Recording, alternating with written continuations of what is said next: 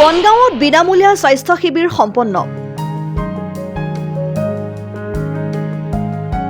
Cotton বিশ্ববিদ্যালয়ৰ CM হোষ্টেলৰ প্ৰাক্তন আৱাসী সংস্থাৰ পদক্ষেপ। কেইবাগৰাকীও আগশাৰীৰ চিকিৎসকৰ দ্বাৰা সেৱা প্ৰদান। পশ্চিম নলবাৰীৰ বনগাঁৱত দেওবাৰে এক বিনামূলীয়া স্বাস্থ্য শিবিৰ সম্পন্ন হৈ যায়। কটন বিশ্ববিদ্যালয়ৰ CM হোষ্টেলৰ প্ৰাক্তন আৱাসী সংস্থাৰ উদ্যোগত আৰু হোজাইৰ হাম হস্পিটেলৰ পৃষ্ঠপোষকতাত তথা জাফৰ উদ্দিন আহমেদ স্মৃতি ৰক্ষা সমিতিৰ সহযোগত বনগাঁও মধ্য ইংৰাজী বিদ্যালয়ত অনুষ্ঠিত উক্ত শিবিৰটোত ৰাজ্যখনৰ বিভিন্ন বিভাগৰ কেইবাগৰাকীও আগশাৰীৰ বিশেষজ্ঞ চিকিৎসকে সেৱা প্ৰদান কৰে।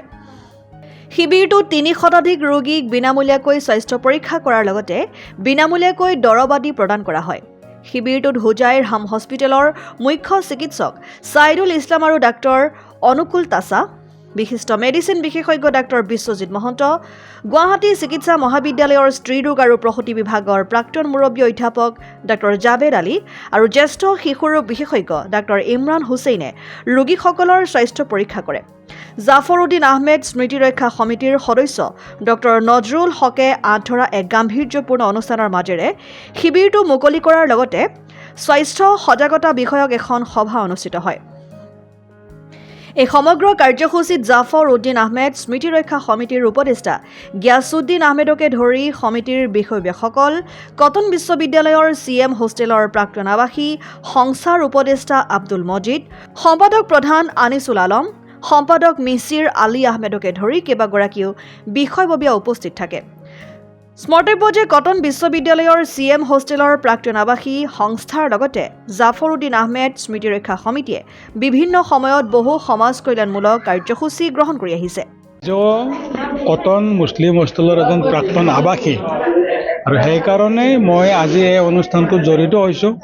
লগতে মই হোজাইৰ হাম হস্পিটেলৰ চিফ মেনেজিং ডিৰেক্টৰ CMD।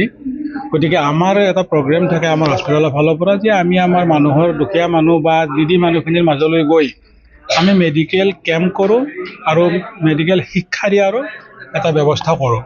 গতিকে আমি এই দুইটা অৰ্গেনাইজেশ্যনে মিলি লগত আমাৰ জাফৰ উদ্দিন সৰণী যি অৰ্গেনাইজেশ্যন যিটো আছে ইয়াতে তেখেতসকলৰ পৰিয়ালৰ এই অনুষ্ঠানটোৰ লগতো আমি এছ'চিয়েটেড হৈ পেলাই মোৰ নিজৰ জন্ম ঠাই বনগাঁও ইয়াতে আজি আহিছোঁ। আহি অত্যন্ত ভাল লাগিছে আৰু ৰাইজৰ উৎসাহ দেখিও ভাল পাইছোঁ। কিন্তু আমাৰ মূলতঃ আমাৰ যিটো উদ্দেশ্য যে মানুহক স্বাস্থ্য শিক্ষা সম্পৰ্কে সজাগ কৰা, বিশেষকৈ আজিৰ দিনটোত আমি ডায়েবেটিছ আৰু হাইপাৰটেনশ্যন উচ্চ ৰক্তচাপৰ বিষয়ে সজাগ কৰা, তেওঁলোকক পৰীক্ষা কৰা এই দুটা বেমাৰৰ ওপৰত আৰু যিখিনি পাৰি মেডিকেল সাহাৰ্য দিয়াৰ কাৰণে আমি আহিছোঁ আৰু আমি যথেষ্ট উৎফুল্লিত হৈছোঁ আৰু আশা কৰিছোঁ আপোনালোক সকলোৰে সহায় সহযোগত এই আজিৰ এই আমাৰ অনুষ্ঠানটো সাফল্যমণ্ডিত হ'ব। সমবেত হৈছোঁ বনগাঁৱত। মই CM হোষ্টেলৰ এজন প্ৰাক্তন আৱাসী আৰু লগতে মৌলানা জাফৰ উদ্দিন আহমেদ সৰণী সমিতিৰ এজন সদস্য হিচাপে আমি আজি হাম হস্পিটেলৰ সহযোগত আমি ইয়াত এটা বিনামূলীয়া স্বাস্থ্য শিবিৰ আয়োজন কৰিছোঁ। ইয়াত ৰাইজৰ উৎসাহ দেখি আমি খুবেই আনন্দিত হৈছোঁ। মৌলানা জাফৰ উদ্দিন সৰণী সমিতিয়ে এই অঞ্চলত কেইবাটাও এনেকুৱা ধৰণৰ কাৰ্যসূচী আমি লৈছোঁ। ইতিমধ্যে আমি 2-3টা শৈক্ষিক সজাগতা সভা, বক্তৃতা অনুষ্ঠান আয়োজন কৰিছোঁ। এইটো এটা আমাৰ আজি খুব গুৰুত্বপূৰ্ণ অনুষ্ঠান। এই অনুষ্ঠানে আজি দেখিছোঁ আমাৰ এই অঞ্চলৰ বৃহত্তৰ দুখীয়া বা এই ৰাইজক সহায় কৰিছে। আমি অতিকৈ আনন্দিত আৰু সমূহ ৰাইজক বা আপোনালোকক ধন্যবাদ জ্ঞাপন কৰিছোঁ যাতে ভৱিষ্যতেও আমি এনেকুৱা অনুষ্ঠান আয়োজন কৰিব পাৰোঁ। আপোনালোকৰ সকলোৰে এই ৰাইজৰ সহায় সহযোগ কামনা কৰিছোঁ। News desk report, Assam time.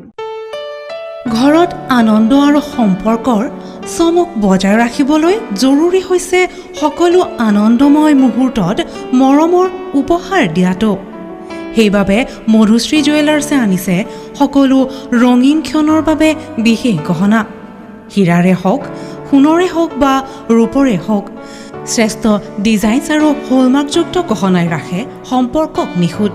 তেনেহ'লে আজিয়ে আনক আনন্দ মধুশ্ৰী জুৱেলাৰ্ছৰ সৈতে। যোগাযোগ কৰক 7028000341 নাইবা ভিজিট কৰক LNB ৰোড, নলবাৰী, অসম।